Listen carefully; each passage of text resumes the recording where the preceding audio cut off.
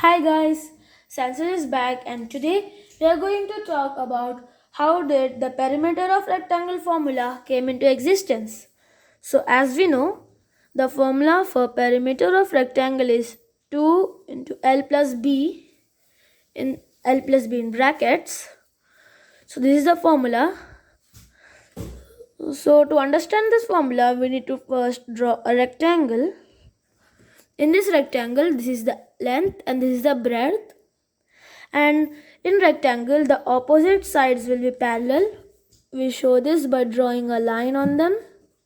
The parallel sides have the same number of lines, so these both are parallel, so these both are L.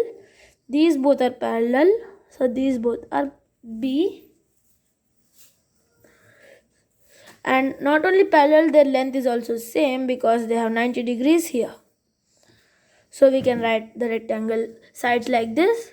So perimeter is the addition of all the sides of a shape. To find the perimeter of rectangle, we need to add the length plus the breadth plus the length, and again we need to add the breadth. This is the perimeter.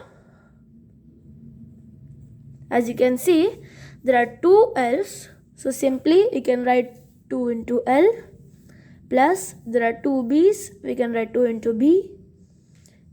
So now this is the formula of perimeter, and we can simplify it more by, you can see that 2 is a common factor in this, so you can factor it out like this by adding a bracket. So 2 into L plus B. This is the final formula of perimeter of a rectangle. This is all for this part. If you like this video, then like it and share it with your friends and family members. If you want to see more videos like this, then subscribe my channel and hit the bell icon. Till then, thank you. In next video, we will talk about perimeter and area of a square.